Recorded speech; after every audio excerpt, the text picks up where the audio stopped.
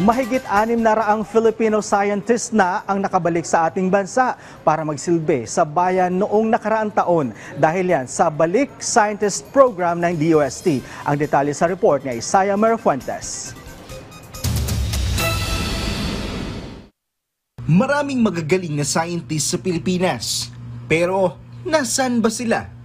Bakit nga ba nasa ibang bansa ang mga Pinoy scientist?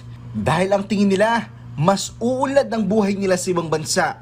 Pero paano na lang ang ating bansa? Mahigit sa 3 dekada ng scientist si Romulo, malaking bahagi ng kanyang karera ay ibinuhos sa United States. Mas pinili niyang mga ibang bansa dahil sa laki ng sahod sa US.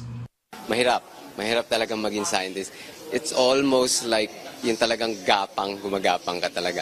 Meron silang saying, sino ba ito si Pavlov? Science demands passion. Alam ni Romulo, nakapos ang bansa sa mga scientist, kaya na naig pa rin ang pagmamahal niya sa Pilipinas at bumalik. So dun lumalabas yung, okay, mahal mo ba talagang bayan? Sige, ito yung test. So maglo-long term ka ba? Okay, kung maglo-long term ka, okay, sige, mahal mo nga talagang bayan. Sa pamamagitan ng Balik Scientist Program, hinihikayat ng Department of Science and Technology ang mga scientists sa ibang bansa na bumalik sa Pilipinas. Sa pamamagitan ng programang ito, susubukang pantayan ng DOST ang halaga ng kinikita nila abroad.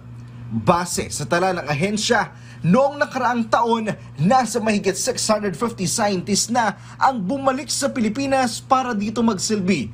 Umangat ito ngayong taon ng halos 700 na. Karamihan sa kanila nagmula sa United States of America. Malaking porsyento dito ay mga scientists mula sa industry, energy, and emerging technologies. Sinundan ito ng agriculture, aquatic, and natural resource at mga scientists na may kinalaman sa kalusugan. To reach out to all of you to help us encourage more Filipino scientists to be back and serve the Philippines through the Balik Scientist Program.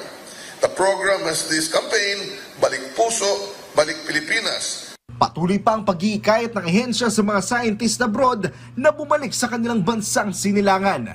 Para sa mga interesado, maaari lamang bisitahin ng website na bsp.dost.gov.ph. Isaiah Merafuentes para sa Pambansang TV sa Bagong Pilipinas.